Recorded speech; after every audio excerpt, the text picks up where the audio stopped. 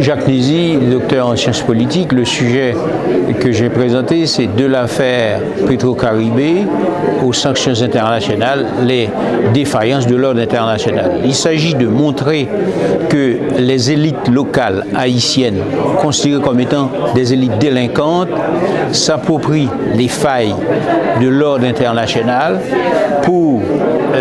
pratiquer de leur côté la corruption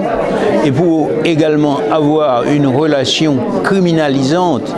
à la production, à la commercialisation. Ce que je veux dire par là, on sait que l'économie mondiale, ce qui la caractérise, c'est la recherche du profit, c'est la source d'accumulation à tout prix. On sait aussi par ailleurs que bon nombre d'États considérés comme étant démocratiques et ont des paradis fiscaux, ont également des pratiques de corruption assez développées. Faut-il le rappeler, au sein de l'Union européenne, il y a un bon nombre d'États qui sont considérés comme étant corrompus parce qu'ils ont détourné l'aide. On peut rappeler aussi qu'il y a un certain nombre d'affairistes, n'oubliez pas l'affaire Madoff, l'affaire Enron, et tout ceci eh bien, a une répercussion sur la société haïtienne dans la mesure où cette société haïtienne qui déjà vit dans l'impunité parce qu'il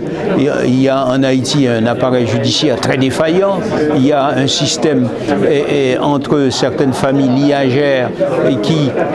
s'entretiennent des relations de proximité, eh bien, elle profite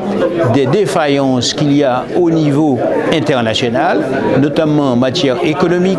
notamment en matière de perception de l'économie, puisque vous savez qu'il y a dans la littérature internationale, par exemple, des auteurs qui considèrent que le crime est un acte rationnel, c'est-à-dire pensé, construit avec une finalité comme étant l'homo economicus, c'est-à-dire quelqu'un qui recherche son profit.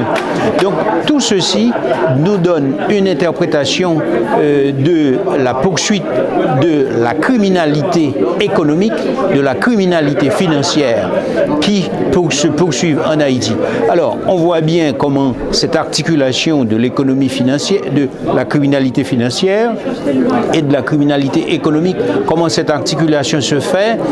au détriment des populations locales, parce qu'il faut le rappeler que le Venezuela a signé un accord qui permet à Haïti d'avoir accès à des dons sous forme préférentielle et que ces dons de l'ordre de 2 milliards de dollars, ces fonds de l'ordre de 2 milliards de dollars sont détournés par 7 gouvernements et différents présidents qu'a connu Haïti de 2006